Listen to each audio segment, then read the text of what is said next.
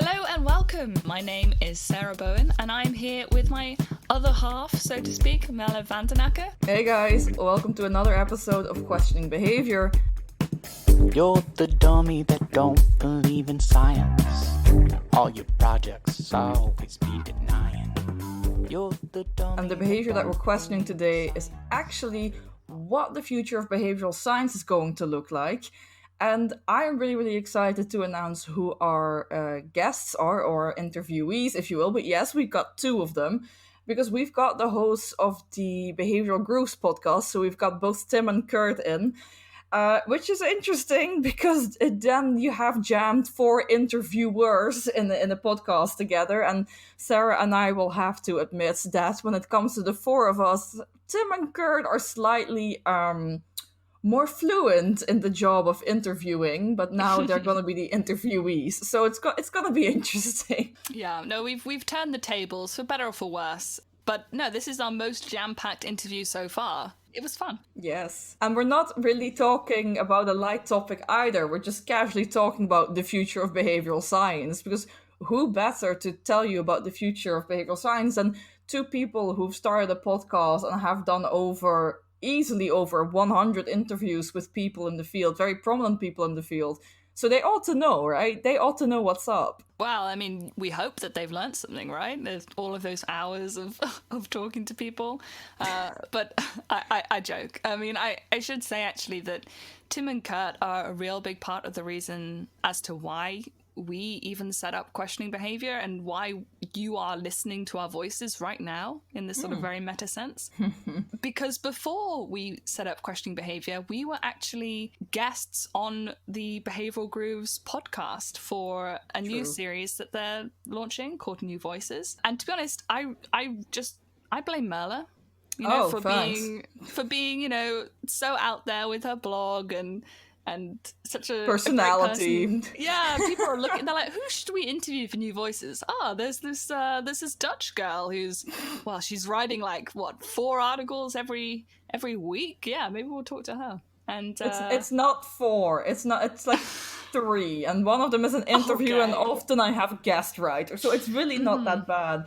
But no, I actually think it's great. It's a very, very popular podcast for reasons that I can very easily understand. They're very entertaining. The people they interview are really cool. They also talk a bit about music, which, I mean, I don't know much about music, but I know Tim is a complete music snob. So... music nerd, baby. Yeah, well, it is what it is. But no, they're really cool interviews. It's absolutely no surprise to me that it's really popular. But yeah, so we got into contact like that. I asked him to do one of the interviews for my own interview series, running on the blog. And and then he told me about this New Voices recording that they're doing, and then I did a recording with them. So that was my very first podcast-esque recording, which I loved it. I really loved it. And then he asked me, do you have any more interesting people, working with you, other PhDs that we could interview? And I was like, oh yeah, no, you should totally reach out to Sarah. And Sarah started worrying from the moment I mentioned this.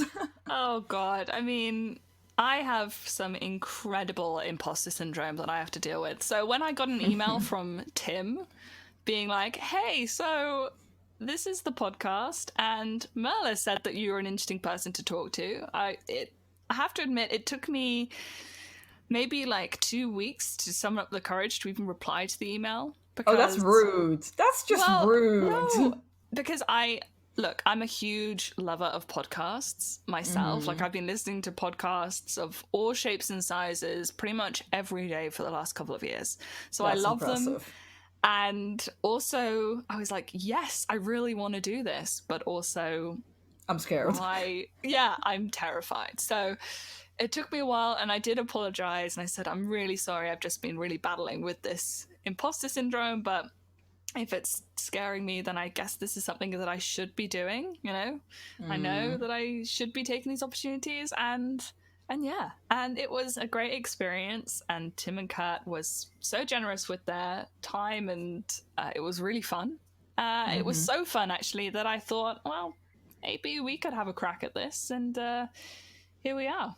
So yeah, it's literally it's Tim and Kerr's fault that we have a podcast. Technically speaking, this is why Sarah wanted to have a podcast. This is where we're at now.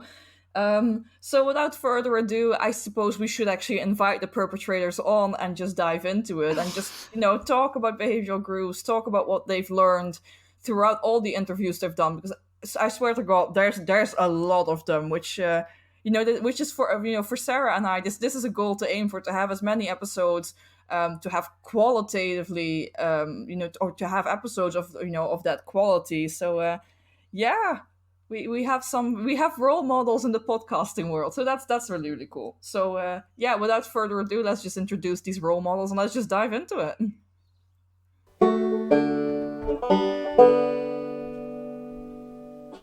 So today on the podcast, we are joined by some very special guests. We have Tim and Kurt here with us. Thank you very much for joining us.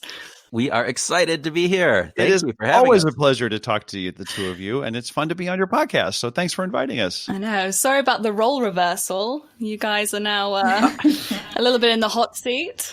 This is fantastic. I love the role reversal part of this. We interviewed both of you guys, and now you're joining together and interviewing us. What is more appropriate than that? I'm just a little afraid, actually. I'm just a little concerned about what might bubble up here. What kind of crazy gotcha questions might be in the wait, These two, I just don't put anything past them. Oh, that's just rude. If you promise to play nice, will you? Jesus, such an insult already. What a start.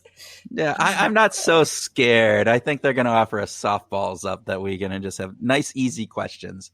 And they're not going to try to embarrass us with anything like real. So, well, if Tim keeps going like this, I will. No, it's definitely a good cop, bad cop situation over here, but we just don't tell you who's the good cop. You have to figure it out. I think I have a guess. I think I have a guess. Yeah, exactly. Oh, so before we record an hour of just joking around, let's actually get into a genuine question. So it's probably very evident to the audience that you are Tim and Kurt from Behavioral Grooves.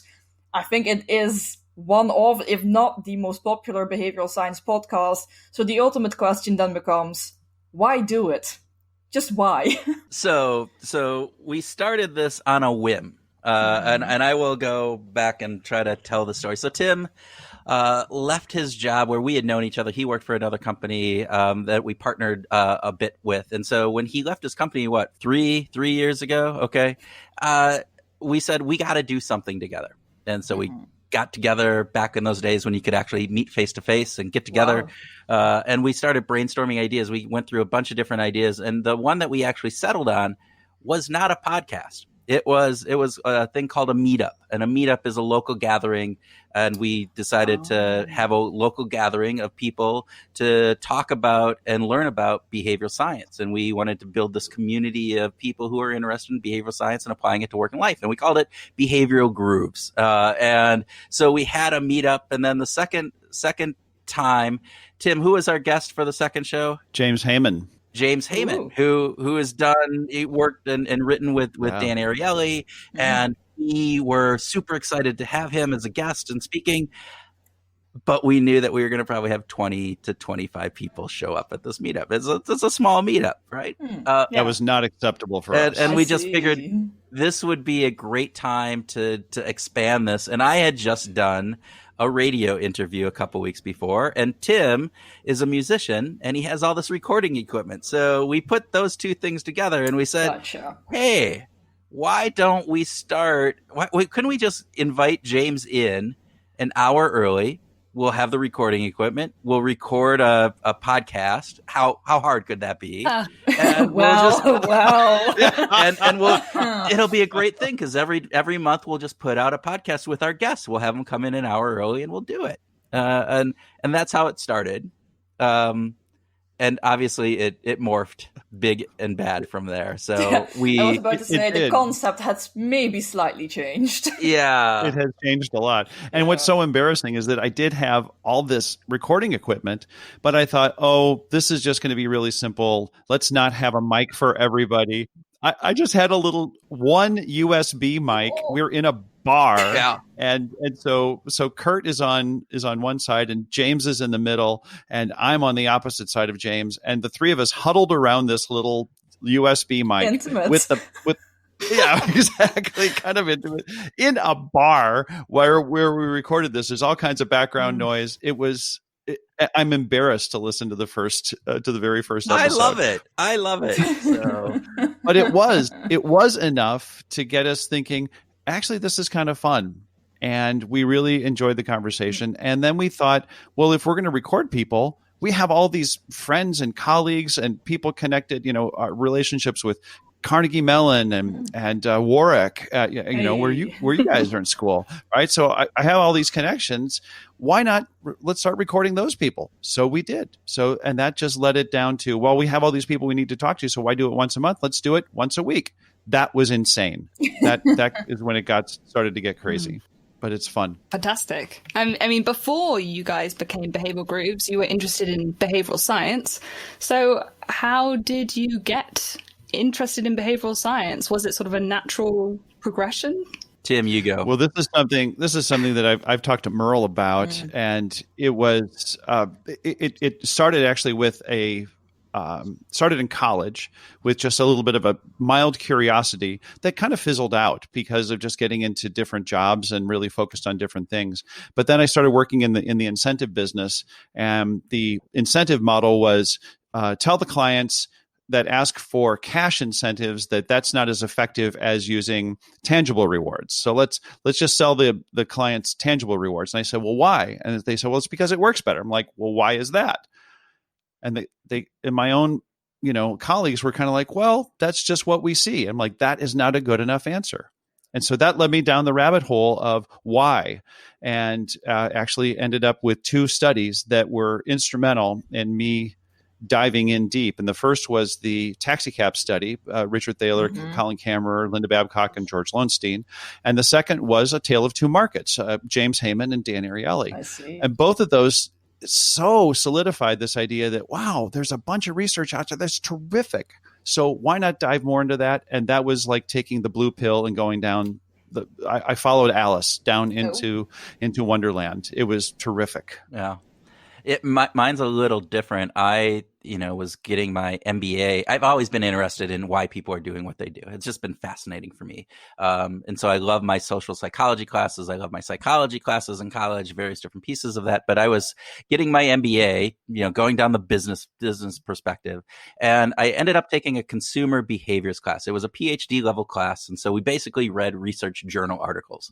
And it was my favorite class of my entire MBA course, because I'm sitting there going, why is a object that's priced $2.99 sell a ton more than the same object at $3? It's a penny. Who cares? It's a damn penny. It shouldn't make a big difference. Of people care. Yeah, but there's a big difference. And it's like, it gets into, how we think about things and dynamics. And so that just got me super excited about this more. And so then I moved up to Minnesota. And from there, I ended up going back and getting my PhD after a few years, just to really try to understand some of that stuff better. And so it's really just this fascination. People are immensely complex, immensely unique, and yet we have all of these things that we do that we can understand it, and I find that fascinating. Yeah, those are both 2 very great stories of how you would actually roll into behavioral science. I love the fact that they're very different, though. They're not the same, because if Sarah and I start comparing war stories, it's exactly the same battle, to be honest. So I like that yours are actually different. We are 2 very different people in some regards. So Tim and I, you just look at the music that he likes. Come on. Oh, harsh. I like all the good music. Okay. I figured this is what was coming up. Yeah, our ongoing battle. Sorry, we won't hijack your show. Sorry. No, it's all right. Go for it. But I actually have had this question. So your show is called Behavioral Grooves. So the behavioral part seems pretty damn obvious. But why the grooves part? Because you actually ask your interviewees about their preference in music as well. But why? All right, I'm going to take the first part of this, Tim, and then you can answer in yours. So we had two very different perspectives on this, and but wait, it started with the idea that Behavioral Grooves was a good name. Yeah. Like both of us saw in our brainstorming, Behavioral Grooves was the name that we locked in on pretty instantly. Yeah, we examined a lot. We put it out on Facebook and other things to get people voting, and Behavioral Grooves was it. But in my mind, I was thinking about Behavioral Grooves as this. I've done a lot of work around habits and various behavior change, and so you think of the habitual grooves in our brain and how habits are formed and those aspects. So I was thinking from a behavioral perspective. Why the grooves piece? And Tim, you can say what you were thinking. Well, because we didn't talk about it, I thought that during the brainstorm, when Behavioral Grooves came up, we would be talking about music sometimes because of a groove in a record. A vinyl record has a groove in it. Yeah. And because this wasn't explicit, we're both just enjoying the term Behavioral Grooves. And I think it was coming up on one of the earlier interviews where I said, why aren't we talking about music? And Kurt was like, why the hell would we talk about music? I mean, I'm with Kurt on this one. I'd be like, but why? But the sad part about it too is, so I have a company, Lantern Group, and my designer designed the logo for this, and he designed the logo. And if you look at the logo, it's a record it player, is right?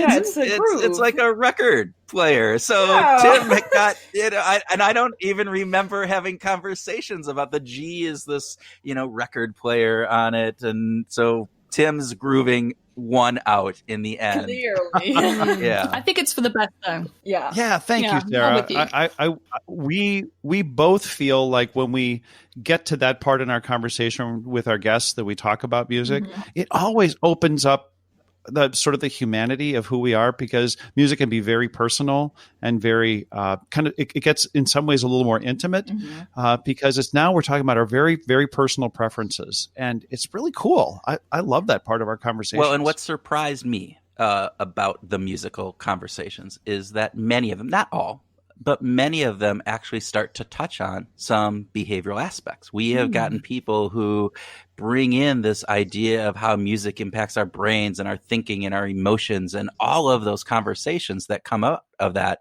And I was a skeptic to begin with, and I've become a believer. The data has changed me from our 150 plus interviews now, where vast majority of them we've talked with people about music, is that there's some value in understanding how music can impact us from the way that we feel, the way that we think, and various different aspects. So, which of your guests has had the worst music taste? Me. Merle. Oh yeah. Okay, that doesn't Merle. surprise me. No, I'm not. We're not going to throw the hosts of the show under the bus. Can. No way. No, I find it funny. Yeah, I think anybody is better than Tim, so we are good. We had one conversation with a guest who said, "Well, I don't really listen to music," and I'm like, how could you be a human being? He said, there's music playing in the background. He said, but I don't really listen. Yeah. Okay. And I thought that was fair. That was certainly fair, but he is the only one. And, Melanie Brooks, who is now at Columbia, is doing some research on the impact of music on us while we're doing different tasks. Sure. And so we've been collecting some anecdotes about how do people listen to music while they're working, and what do they consider working, and then what kind of music do they listen to? And there's a lot of people who like to listen to music while they're working, while they're writing, for instance, as long as it doesn't have words, or if it has words in a different language, that or a language they don't know. Like Chiara Verasani said, she's fluent in Italian, French, and English, and she said, as long as I know she's such an underachiever, but as long as the words are in a different language, she can listen to that. Now, then there's also this group like George Lowenstein, John Barge, me. I'm going to put myself in that category. I have to have exact, complete silence. I cannot listen to music while I'm trying to get anything done work-wise. So we've got some. These are just anecdotes, Fair but enough. it's kind of fun to be helping Melanie out on this project of hers. Yeah, That's really that's a cool. really cool project. So when you interviewed her, I imagine you had a great time. Now I always like to ask people about their best and their worst experience. I feel like maybe you outing your worst interview is not ideal, so I'll settle for the interview you enjoyed the most. And I'm curious why you enjoyed it so much. Kurt, actually, I'll go ahead. Okay. Actually, the most fun for me was probably Annie Duke, because of what happened when we asked her about Lila Gleitman, who was her advisor. Lila is a researcher in she's a linguistics researcher. She is the woman that, as a grad student, was responsible for adding the word fuck to the English language, into the dictionary. That into the is dictionary. the only thing you need to be famous for. That is just my hats off to you. That's all I need to know from a person. So I learned this about Annie being connected to Lila, and I knew of Lila's work. And so during our conversation, we asked Annie about Lila, and Annie just lit up. It was just so fun. It was really, really fun to just feel like, oh, now we actually have this connection that's more than just a couple of stupid podcasters from Minneapolis interviewing. Don't be like that.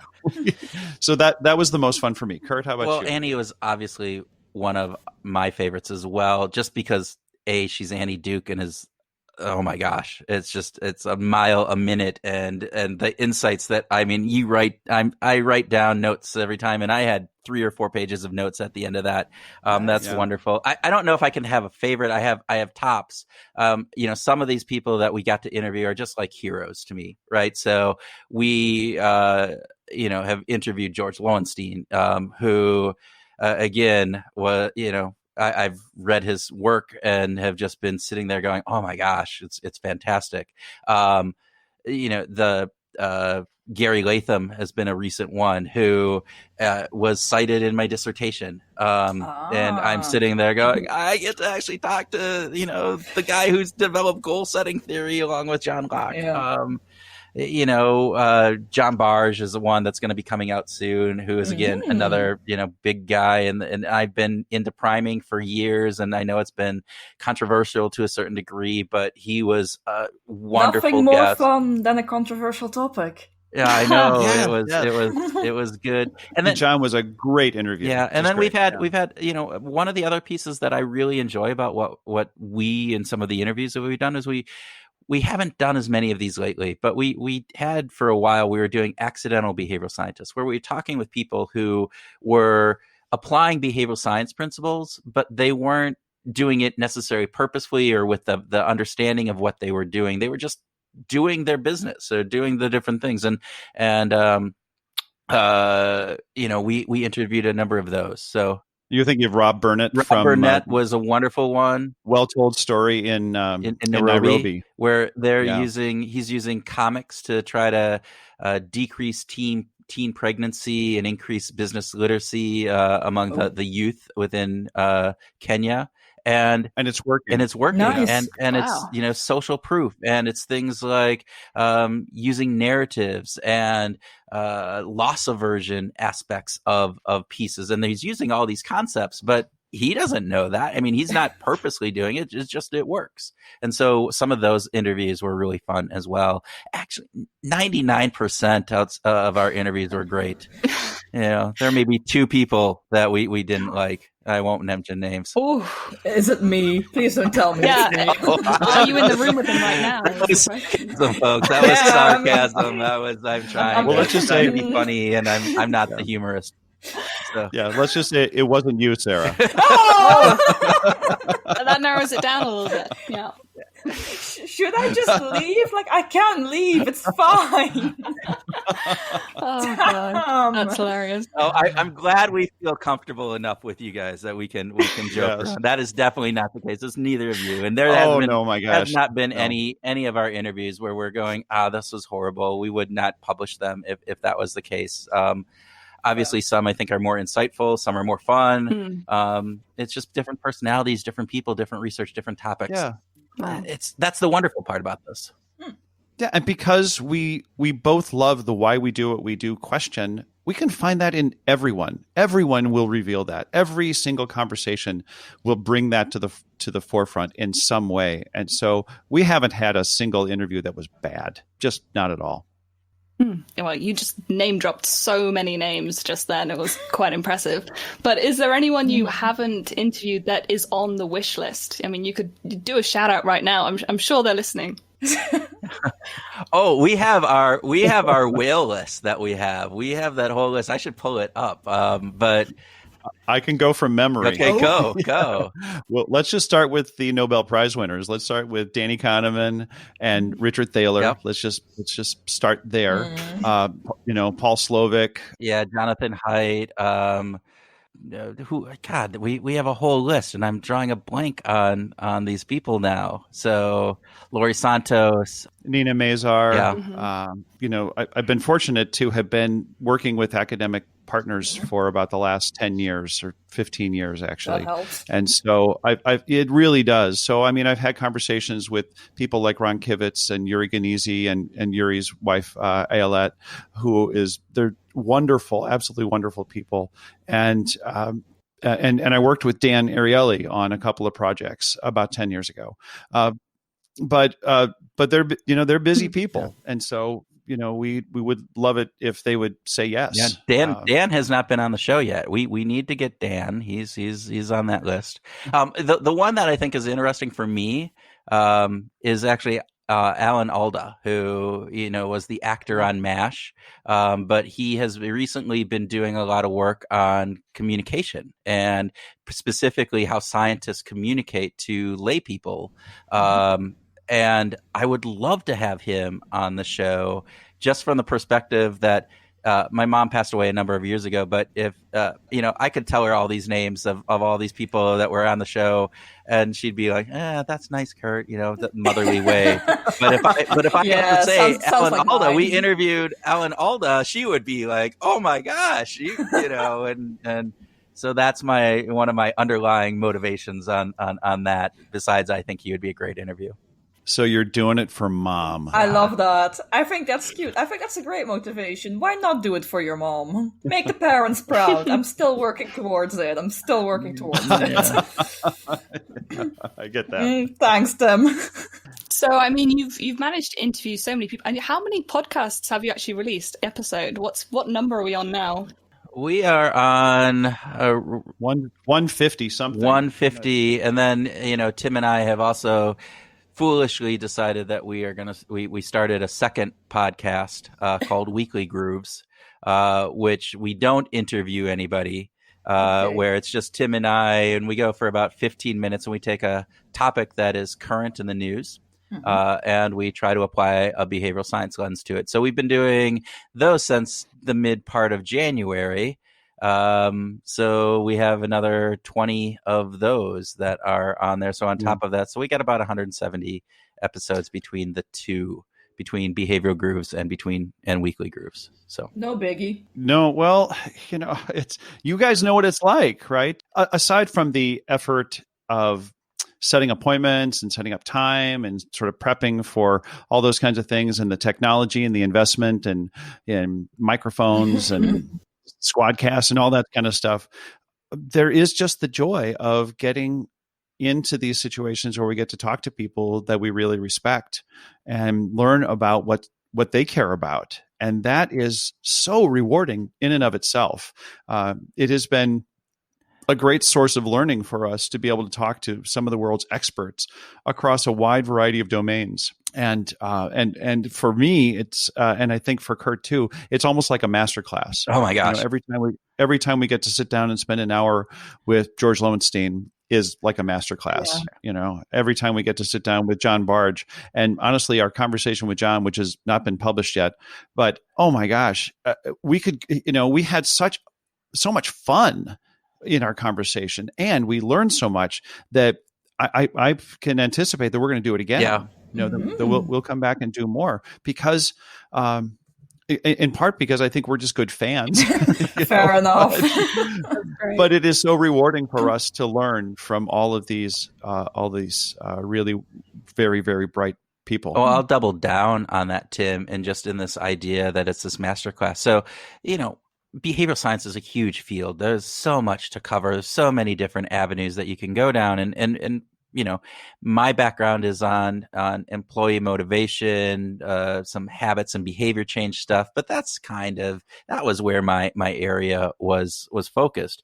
And we've got to talk to people about neuroscience, about Christina Becchieri, about social norms. I mean, oh my God, she's and we're learning about norms, and reference groups and various different aspects there. So the idea that we get to talk to these people, the brightest brains in the world from around the world, on a number of different topics has just been really rewarding. And as Tim said, I feel smarter every time I go have one of these conversations. And hopefully it's not just feeling smarter. Hopefully I am smarter, and that can parlay itself into not just the podcast, but the work that we do around with others. Yeah, you're coming along. Oh, that's nice. I'm slowly getting up to, apprentice level. Don't worry, Kurt. You've had some upgrades apparently, according to Tim. So I'm actually quite curious. So if you call this a masterclass, what would you say is one of the coolest or the most unexpected things that you've learned during one of these interviews? Like one of these things where you were just like, wow, just damn, I've never really thought of it like that, or I never would have figured that out. So this was the hardball question, Tim, that you said you would answer, right? So there you go.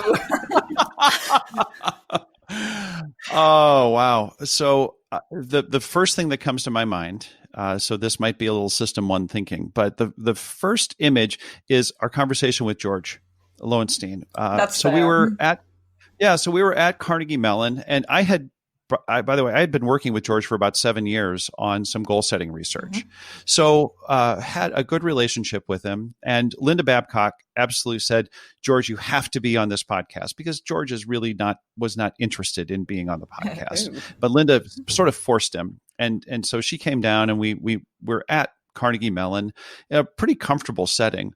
And instead of launching into some research that George was working on about any innumerable topics, that he could speak to, he started talking about boredom and about the problem and how boredom occurs, and the kinds of problems that arise out of boredom, as well as some of the good things that come out of boredom. And it was that conversation, which only lasted about 30 minutes, was a tremendous, for me, an insight into this amazingly powerful mind, that he can think about something so common, so familiar as boredom, and really get his arms around it in a big way. And to think about, there is a theory behind this. There could be a theory behind this, and to start to articulate that absolutely just blew me away. It's one of all the conversations I've had with George, that was one of the most cherished conversations I ever had with him. That was really cool. Yeah.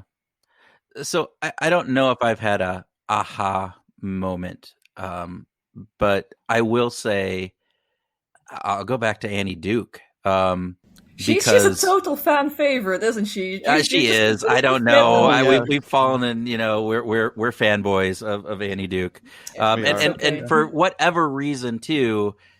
She seems to like us. So we've had multiple conversations. We reviewed her next book. We were, working with her on trying to figure out ways of taking that and adding in some more interactive aspects through maybe meetups or others about being working on that. And long story short, she was a guest on our 100th episode, all of these things in addition to that first guest. And then she also she's our only 3-time three-peat person on the show. Ooh, wow. Such an honor. We've had her 3 times. Yeah. But I think part of that too, for me, is the learnings that I'm actually applying to my work and life.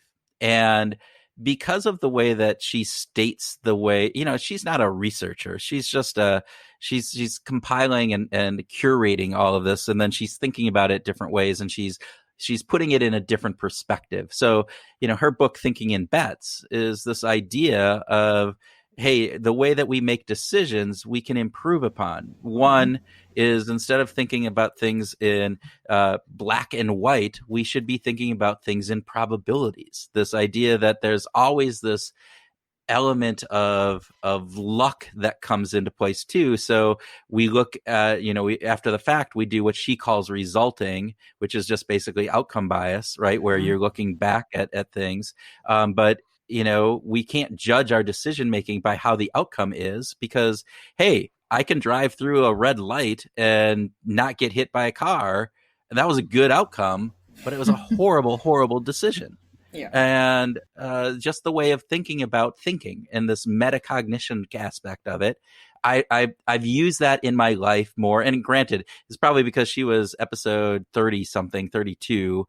And so we've had more time to apply this to our lives. But that's one that I use all the time.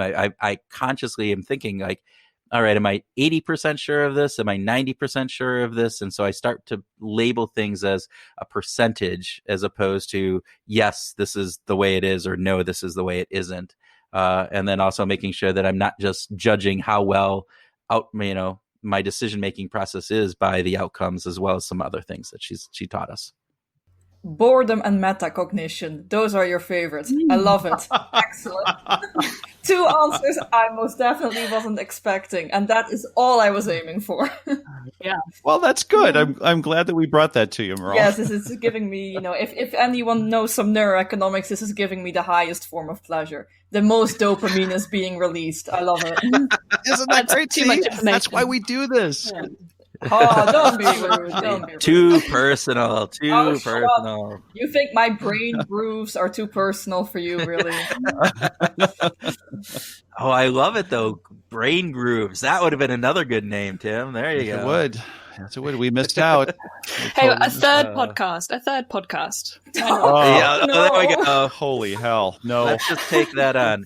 Until we actually can make money at this, I'm pretty sure that's not going to happen. So, But I will say that along those lines, I remember when we got off, we were ending our conversation with Bob Cialdini, and he said that he really appreciated what we were doing as a service. And then I think it was Caroline Webb that actually followed it up as actually calling it a public service. Oh. And that has kind of reframed, I have to admit, that has reframed our effort a bit in thinking that we really need to get the work of important research out into the practitioner world. Mm-hmm. And so if we can be an instrument of carrying that message, that's fulfilling in and of itself.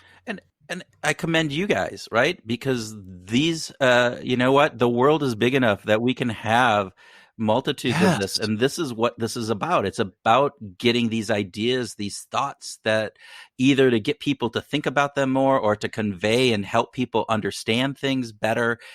Behavioral science, as much as, we have this availability bias. Everybody I know knows about this, right? And so we think everybody in the world understands all of these things. From why would I ever talk about loss aversion? It is so overused. And yet, 90% of the world has no idea what loss aversion is. So this idea of sharing this information, and you guys starting this podcast, the blogs that you guys do, the all of this I just commend both of you on that as well.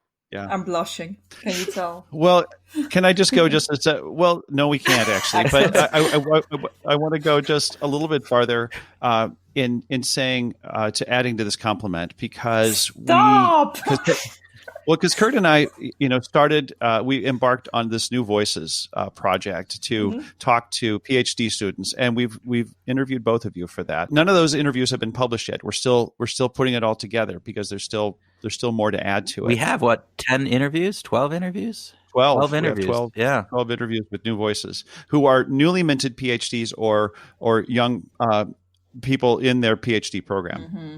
And what we find is there is a big difference between someone who really cares deeply about the work and those who are just kind of in it for a paycheck. Well, I just want to say the two of you represent people that care deeply about the work. You care deeply about the impact that you can make, and we loved talking to both of you because of that.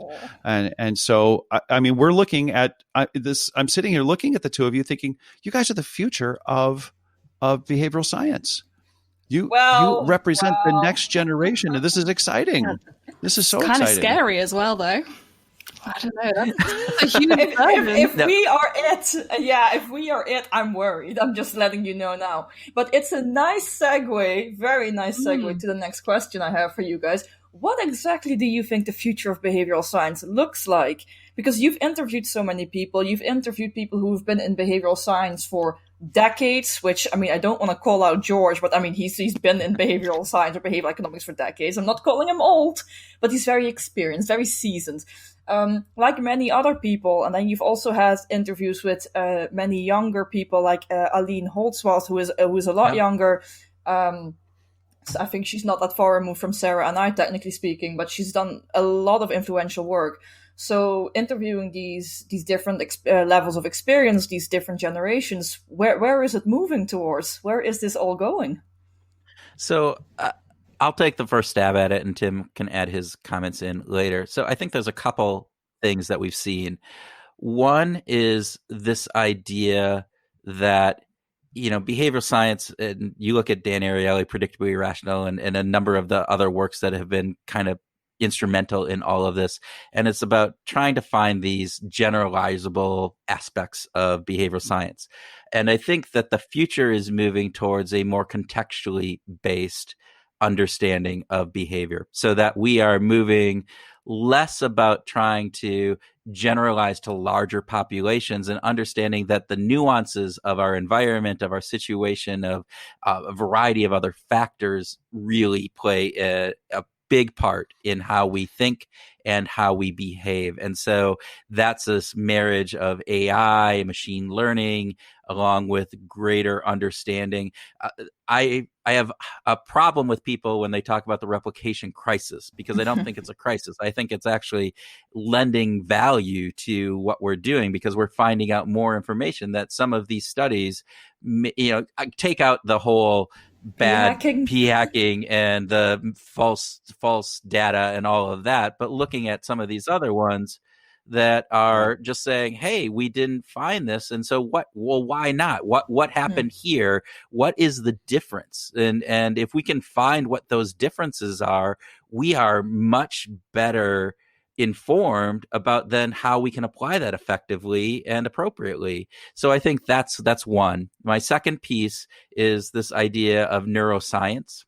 We talked with a couple neuroscientists who are talking. It's kind of lacking. We don't necessarily. We're at the very infancy of neuroscience really being able to understand, and with added cheaper ways of looking at some of our brain functions and various different things, I think that is going to, over the next 20 years, revolutionize how we do this.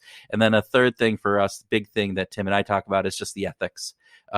We need to, as a field of study, really be concerned about ethics and how behavioral science is used, and making sure that it's done in an ethical way that does not manipulate, that is not out there trying to influence people unduly to do things that they don't want to do, or buy things that they don't want to buy, or don't need. And those are some big concerns, and I think where the future is for me. And so I'll shut up. Oh, damn, that's such an overview. Like, those are 3 hardcore points for the future to move towards. Like, the future's got some work to do. Yeah, you're so eloquent, Kurt. I'm very impressed. Yes. I might have to take that, and we'll get the copy for that, because I might want to repeat that sometime, because that just came off I don't know where.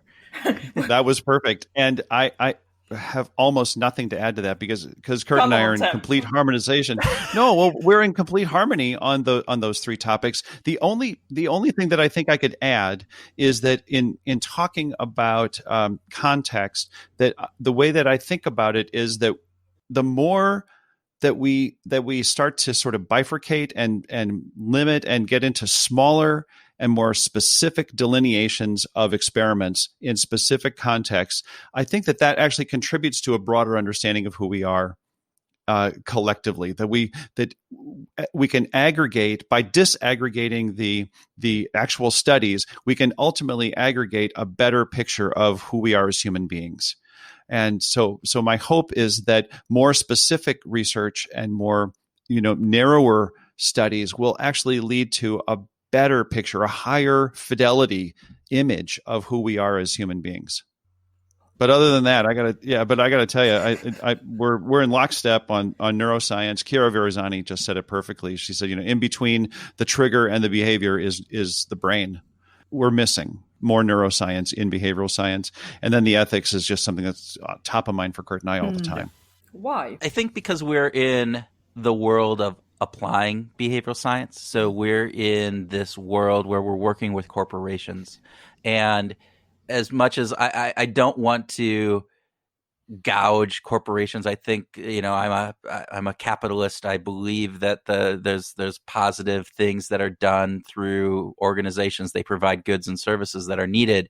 But I also see that there is a potential future where it could be used against everyday people, and I'm afraid of that. And you can see it in some of the politics things that are going on, the weaponization of social media and being able to look at personality profiles through your Facebook likes and various different aspects that are applying behavioral science to then message people to get them not to vote, to get them to stay out of voting, or to anger them, to touch on those triggers that are going to rile up my base to make sure that they're going out there. And I think there's some concern over the impact. And I don't want to get in a world where all of my decisions are being influenced by how much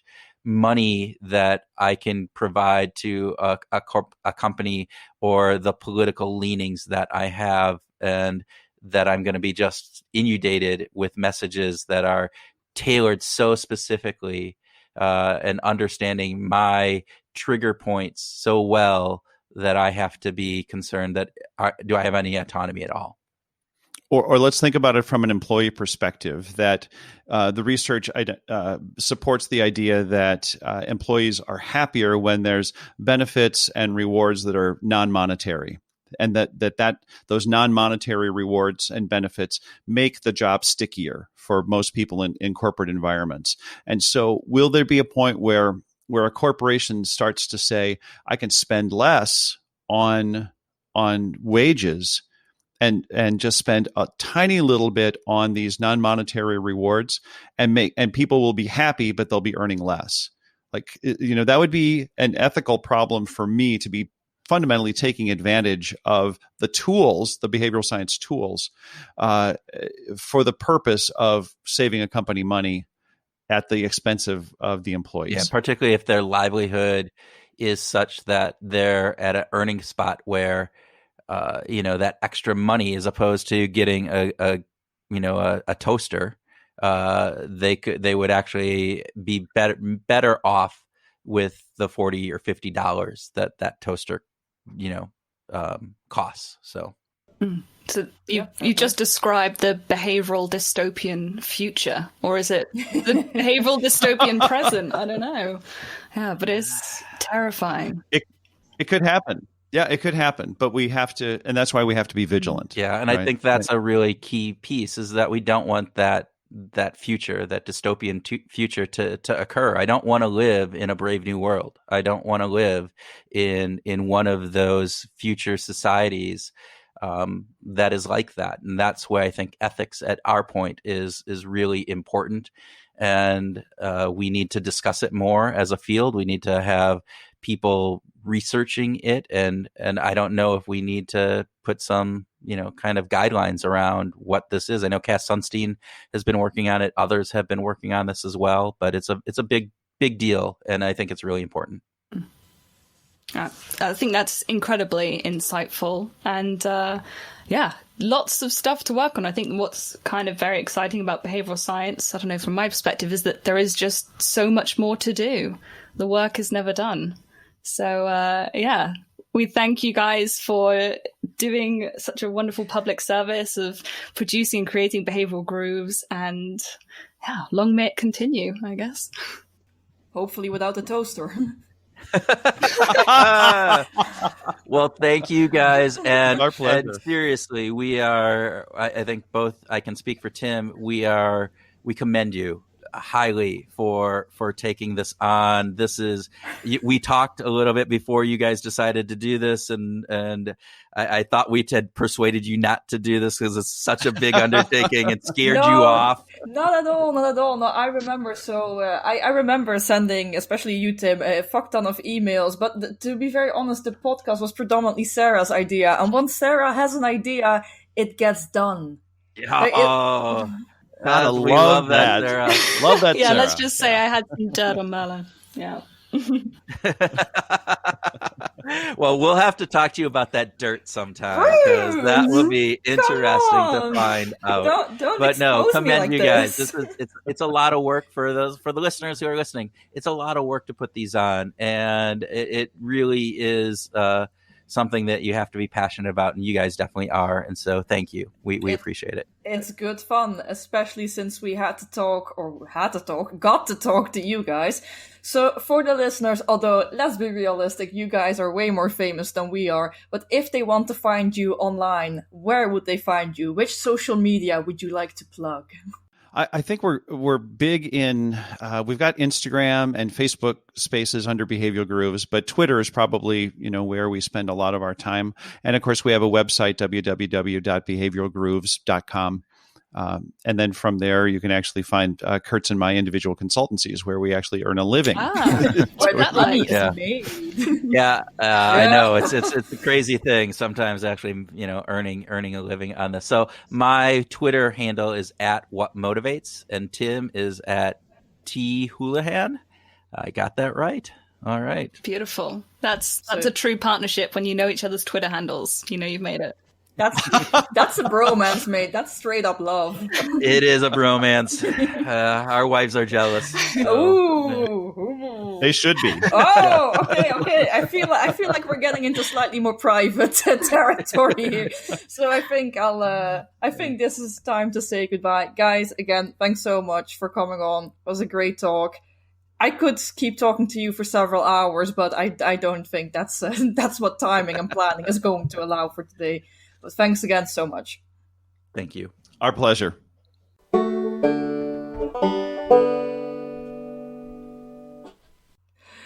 Oh my god, that was... I'm still wheezing. I feel like I completely got torn to shreds here. But it's all in good fun. I'm really happy both Tim and Kurt made the time to come on here. They're obviously very busy themselves with their own very successful podcast, but I just want to say that I feel extremely grateful that Tim and Kurt would come on the show and just talk with us for an hour, because I think that they're great, and it was just really fun, and obviously they're both so eloquent. It was interesting. Kurt, amazing summary of the future of behavioral science. Was, I think, right on the money. Oh, absolutely. Yeah, particularly, I think, ethics. That's something that's been swimming around my brain for a while now, and as we've been interviewing people and talking to people from all perspectives within behavioral science, there is this sort of thread that runs all the way through of how do we understand what is an ethical and an unethical use of behavioral science. Kurt was completely right when he just very, very, very, very eloquently moved on to the future of behavioral science. I do think there's a lot that still needs to be done with regards to ethics. I suppose when he mentioned these three things, so ethics, neuroscience, and context, diving deeper into when what works and when it doesn't, I suppose those are currently more important for a practitioner. Like it sounds a bit odd to say it like that, because both Tim and Kurt are practitioners. But it's just when I think of ethics, for example, because they also mentioned the replication crisis, for me, doing research, so academic research in an ethical manner goes exactly against what happened in the replication crisis, which according to Tim and Kurt wasn't that much of a crisis, but I guess that depends on your perspective.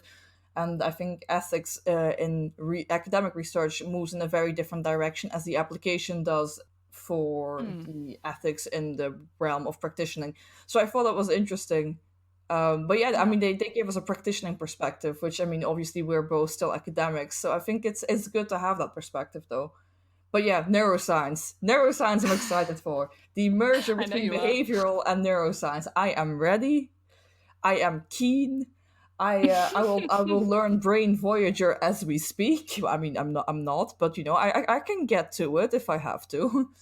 No, it is exciting, and I think that's something that I've taken away from our interactions, not just with Tim and Kurt, but with everyone who we've spoken to, is that this is such an exciting and cool field, and just to be a fly on the wall and just sort of hear the ways in which people are expanding their knowledge of behavioral science and applying it and actually doing some really exciting things has been kind of a great honor. So yeah, I guess I don't really know where to go from there, but I think something that I really enjoyed about the conversation that we just had was, also part of how to interview people and to do a podcast successfully and to sort of break down professional barriers. So I don't know what our equivalent would be of asking people about music and their music tastes and what they think about working with music. But I think maybe we need to do something to sort of probe a little bit deeper, just sort of Louis Theroux our way into the interview. I mean, as much as I appreciate the work of Louis Theroux, like he's done some episodes that I find questionable. So maybe not. I mean, come on, mate. Like, not every episode. Like, some of them were really like dark. So anyway, that's discussion for another time. Maybe we should just try to get Louis Theroux on here. Who knows? Oh my gosh, I think I would die. No, I think, like you said, there's much to learn from Kurt and Tim. Like, I think their interview style is amazing. They're like super smooth and eloquent in how they do it. It does help, I suppose, that English is their first language. At least for me, that's an excuse when I'm not eloquent. I don't have that excuse. No, I know you don't. But I also think you're more eloquent than I am to begin with. But yeah, I mean, they've got about 150 episodes out on their interview-based channels. So yeah, we have something to work towards. We have to just freeze this moment, and once we reach 150 episodes, then we can make the comparison to see whether we're smooth enough. So yeah, guys, the future of behavioral science, from at least from a practitioner side, but I mean, this is going to be relevant for academia as well. Neuroscience, context, and ethics. Get with the program. This is where it's at least according to Kurt and Tim from Behavioral Grooves. And after having done about 150 interviews, probably even more once this comes out, I think they ought to know what they're on about. Like, they're clearly not bullshitting us. Although I would question whether or not we are the future of behavioral science. Oh my god. Yeah, this is the one thing. I mean, Sarah and I, obviously, we're like Western European, and Kurt and Tim are American. And the difference in how you approach people is staggering, which I think is great. So they were really nice. They were absolutely lovely, very complimentary. But yeah, that makes the average Western European cringe to death. So I got very red-faced. I was very flushed. I was very flattered, and I cringed a lot, which I know for a fact Sarah did as well. But I mean, we appreciate it. We appreciate being the support, and I mean, I appreciate being called the future of behavioral science. But if I'm the future, behavioral dystopia is coming. Oh god, yeah. No, it's a lot of responsibility, but Tim and Kurt, don't count yourselves out yet. I think you still have a lot to give in terms of the future of behavioral science. Yeah, exactly. Come on, Kurt. Just because you're 53 doesn't mean you're not the future. Don't be like this. I feel like we bigged up Kurt a lot, but Tim, we see you. Yeah, you're great too. Yeah, no, I loved him. I think it's great that he actually manages to combine like a full-time job with a podcast with a music career. That is something I have mad respect for. Thanks again, Tim and Kurt. Thanks for being honest about your fanboy status. And thanks most of all for the public service that is the Behavioral Grooves podcast, because that is not even a guilty pleasure, but just a massive pleasure to listen to always. So thanks for that. Thanks for coming on. And for our audience, I hope you really enjoyed two adult men completely ripping a 24-year-old girl to shreds. You know, it was all in good fun, but after this I'm gonna cry in the corner if you don't mind. On. No, come on, it's all about context. Yeah, you know? yeah. I'm not as resilient as I look. I'm deeply hurt. I am deeply traumatized. You're a formidable Dutch, dry-humoured 24-year-old. Yeah, so I should probably be able to take it. Anyway, guys, we hope you learned something cool today. Or at least we're entertained for about an hour. That's good enough too. And we hope to see you in the next one. And we hope you have a good week. Bye. You're the dummy that don't believe in science. All your projects always be denying. You're